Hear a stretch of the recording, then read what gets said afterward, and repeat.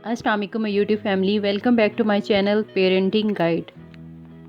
उम्मीद करती हूँ आप सब बिल्कुल ठीक होंगे। आज की वीडियो हमारी बहुत ही स्पेशल है और मेरी उन सिस्टर्स के लिए है जो मदर बनने जा रही हैं, जिनकी डिलीवरी करीब है।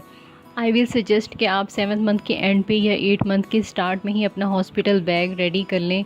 उसमें 2 बैग्स होंगे, एक आपका वो बैग होगा जिसमें मदर की अपनी यूज़ की चीज़ें होंगी और दूसरा बेबी बैग होगा। तो पहले मैं आपको वो चीज़ें बता देती हूँ जो आपने अपने बेबी बैग में ऐड करनी है। आपको पहले से ही आइडिया होगा कि ज़्यादा चांसेस आपकी नॉर्मल डिलीवरी के हैं या सी सेक्शन के हैं, तो आप उसके अकॉर्डिंगली अपना बैग रेडी करें। क्योंकि अगर आप नॉर्मल डिलीवरी के लिए जा रही हैं तो आपको या उसी दिन डिस्चार्ज कर दिया जाएगा या नेक्स्ट डे मॉर्निंग में आपको डिस्चार्ज कर दिया जाएगा। और अगर आप सी सेक्शन के लिए जा रही हैं तो आपको 3 डेज़ और 4 डेज़ आपको हॉस्पिटल में ही स्टे करना होगा। तो उसके अकॉर्डिंगली आपने बेबी बैग रेडी करना है। ये मैंने लिस्ट बना दी है, आप इसका स्क्रीनशॉट ले लें और जब आपने बेबी बैग रेडी करना है तो आप इस लिस्ट को देख के इसके अकॉर्डिंगली अपना बेबी बैग रेडी कर लें। आप एक इस तरह का बैग ले लें, इसमें काफ़ी ज़्यादा स्पेस होती है, तो अगर आपकी नॉर्मल डिलीवरी है तो इसमें ईज़िली सारी चीज़ें आ जाएंगी। आप 2 पीस सूट रख लें, उसमें जो फ्रंट पे जिसके बटन्स हों, जिनको पहनाना इजी होता है, क्योंकि हॉस्पिटल में नर्सेज़ ने फर्स्ट डे बेबी को कपड़े पहनाने होते हैं, तो वो बटन्स को खोल के बेबी के लिए भी इजी होता है और उनको पहनाना भी इजी होता है। तो आप 2 पीस ड्रेसेस रख लें जो फ्रंट पे जिनके बटन्स हों। आप मिटन्स रख लें, क्योंकि जब बेबी पैदा होता है तो उसके नेल्स थोड़े लंबे होते हैं, तो डर होता है वो अपने फेस में नेल्स ना मार ले। तो आप मिटन्स भी अब सीज़न के अकॉर्डिंगली ले लें। अगर आपकी डिलीवरी समर्स में है तो कॉटन के बहुत ही सॉफ्ट से मिटन्स मिलते हैं, आप वो ले लें। और अगर विंटर्स में है तो आप वूलन या कोई भी गर्म स्टफ़ के आप मिटन्स रख लें। अब अपने बेबी बैग में बूटीज़ रख लें, क्योंकि जब बच्चा पैदा होता है तो एसी चल रहा होता है और बच्चे को ठंड ना लग जाए, तो इस वजह से बूटीज़ पहना देते हैं बच्चे को। बिब्स रख लें जिसके नीचे प्लास्टिक शीट हो, क्योंकि आपने बच्चे को फीड करवाना है तो वो उसके कपड़े ना ख़राब हो जाएं, तो उसके लिए आप अपने बेबी बैग में बिब्स भी रख लें। इसके अलावा आप कैप्स रख लें। अगर बहुत ज़्यादा सर्दी में आपकी डिलीवरी है तो आप वूलन या मोटे स्टफ़ की कैप्स रख लें, और अगर नॉर्मल वेदर है लाइक समर्स हैं या स्प्रिंग है तो आप कोई भी कॉटन की सॉफ्ट सी कैप्स मिलती हैं बच्चों की, आप वो रख लें। आप अपने बेबी बैग में सॉक्स भी रख लें, क्योंकि अगेन बच्चे को ठंड लगने का ख़तरा होगा, तो उसके पाँव ना नंगे हो जाएं, तो आप उसको सॉक्स पहना दें। फ़र्स्ट डे मोस्टली बेबी को बाथ नहीं देते हैं, लेकिन जब भी हॉस्पिटल में अगर बेबी को बाथ दे रहे हैं तो आपको टावल की ज़रूरत होगी, बेबी टावल की, तो वो भी आप रख लें। इस तरह के सिंपल टावल्स मिलते हैं या हुडेड होते हैं टावल्स, आप उस तरह का कोई भी जो आपने बाय किया हुआ है आप वो लेके रख लें अपने बेबी बैग में। न्यू बॉर्न बेबी को रैप करने के लिए स्वेडल शीट्स की ज़रूरत होती है, तो आप कोई भी सॉफ्ट सी स्वेडल शीट्स बाय करके वो भी अपने बेबी बैग में रख लें। अगर विंटर्स हैं तो आप बेबी वेस्ट बाय कर लें जो आपको शर्ट के नीचे पहनानी है, और वो वाली वेस्ट आप बाय करें जिनके फ्रंट में बटन्स होते हैं।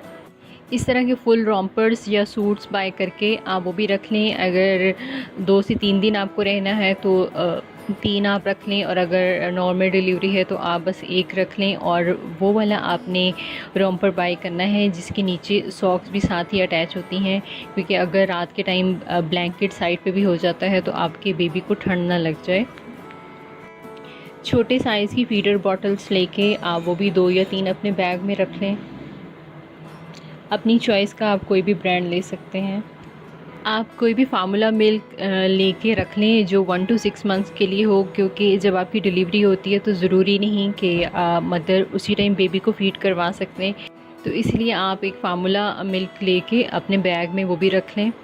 आप बर्प क्लॉथ भी अपने बैग में रख लें, क्योंकि जब आपने बच्चे को दूध पिलाना है तो आपने उसको डकार दिलाना है, तो इस तरह से बर्प क्लॉथ आप अपने शोल्डर पर रखती हैं ताकि अगर बच्चा दूध निकाले तो आपके कपड़े ना ख़राब हों। तो आप वो भी 3 से 4 अपने बैग में उनको भी रख लें।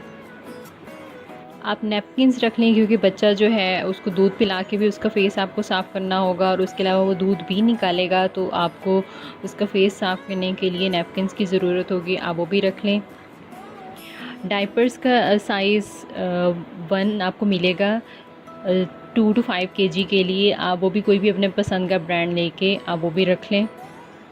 उसके अलावा आप डायपर चेंजिंग शीट रख लें, क्योंकि आपको बेबी का डायपर चेंज करना होगा। तो आप जहाँ हॉस्पिटल में हैं वहाँ पे आप मैट्रेस ना ख़राब हो जाए, तो इस वजह से आप डायपर चेंजिंग शीट वहाँ पे यूज़ करें।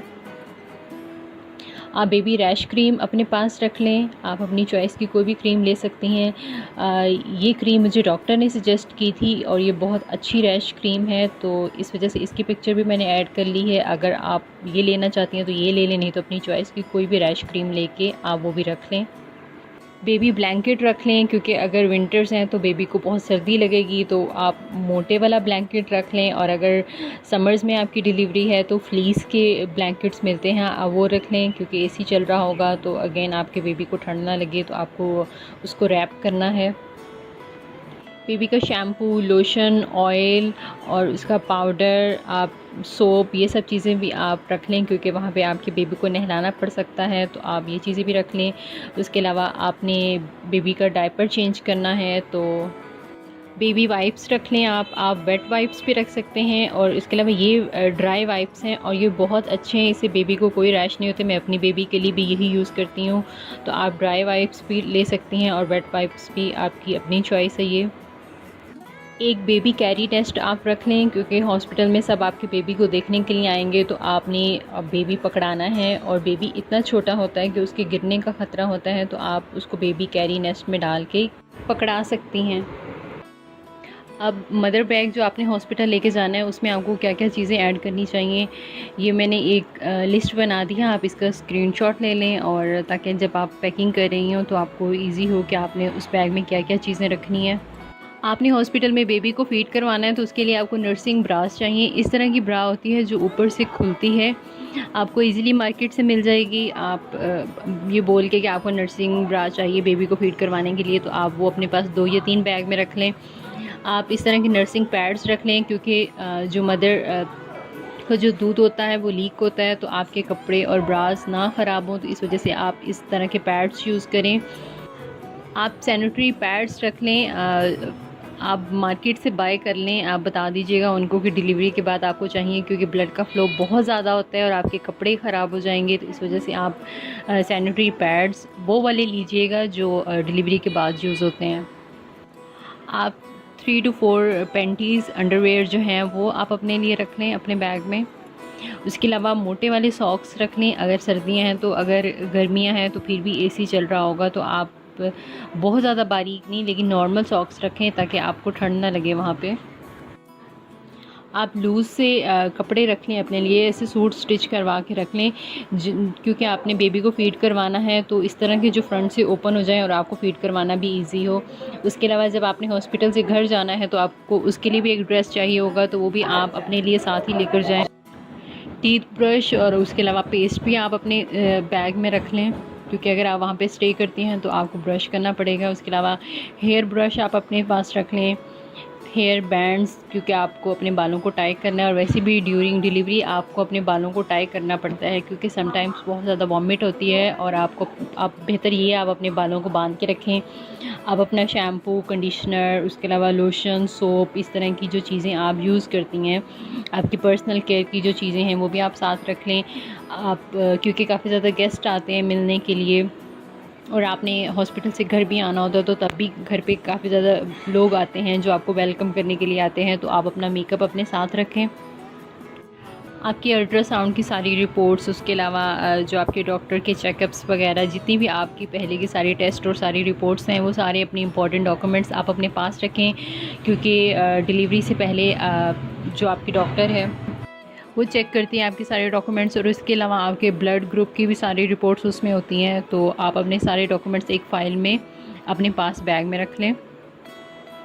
आप अपने मोबाइल का चार्जर और उसके अलावा जो हैंड फ्री है उसकी भी आपको ज़रूरत पड़ सकती है, वो भी आप अपने बैग में रख लें।